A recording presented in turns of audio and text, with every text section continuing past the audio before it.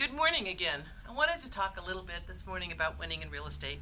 And I wanted to talk about it as how we all have dreams and we all believe that we can be successful. I know when I got my real estate license a long time ago, I had a dream. I had a dream that I wanted a new kitchen. It wasn't a very extraordinary dream. It wasn't career built, but it still was a goal and it was a dream. We had been married for a few years. We had 4 children. My husband's company had changed over several times, and he asked if I wouldn't participate in becoming part of the family breadwinning part. And wasn't exactly what I wanted to do at the time with 4 kids. I had one still in diapers and one just out, and 2 in kindergarten and second grade or something like that. And the thought of trying to go to work was just almost overwhelming. But anyway, I got my real estate license. In fact, I'll tell you something funny.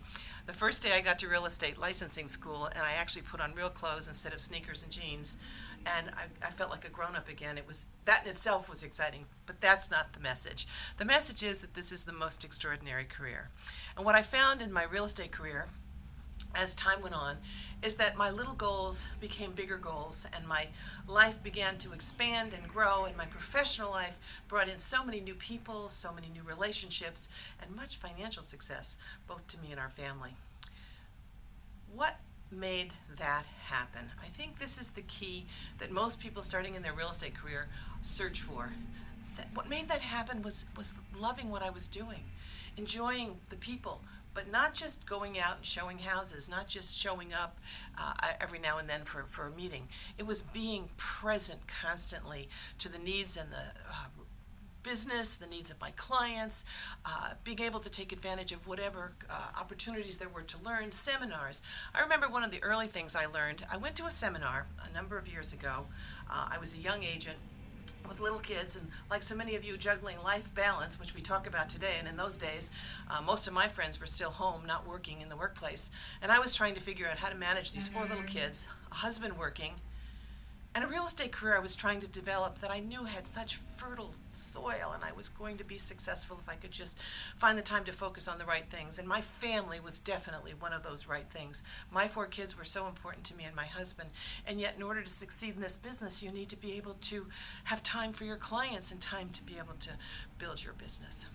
So one of the things that I learned in the seminar, which I thought was just earth-shaking, it was like life-changing, it was extraordinary, was a woman who was speaking about having someone else come in and do some of the things that you can get paid to do yourself at $5 an hour or whatever, or you can have somebody else come in and earn that money, and you could do the things that you do better.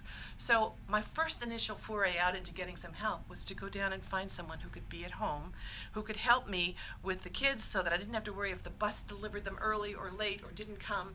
There was somebody in my house for the children, and that was life-changing in itself. I was able to still get home, get to their games, and make choices about what I wanted to do, but there was somebody there, so I was never a nervous wreck trying to figure out if something happened, the kids would be in some kind of distress.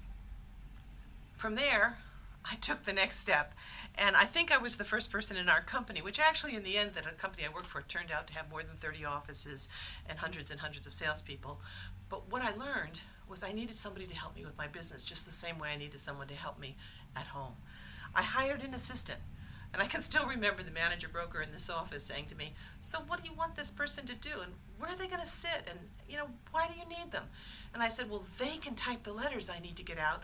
It was a long time ago. We had the old typewriters. We didn't have computers in those days.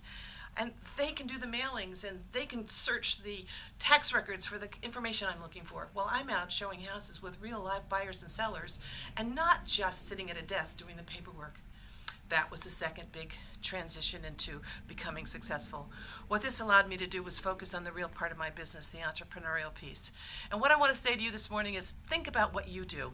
We all have different goals, and we all have different reasons for being in this business. But if we're in the business and we want to be successful, why wouldn't you do the things that help you get there? You've got to get people to help you. You've got to get people to support you. You've got to be in a company that has good resources and good training. These are the things that will help you, if you're talented and entrepreneurial, to differentiate yourself. Don't hesitate to think about how what you need has to be part of the business plan for differentiating yourself and becoming very successful. And success in real estate is like nothing else. It's just amazing. So thank you again for listening, and I'll be happy to share some more stories with you as we move along at Winning in Real Estate.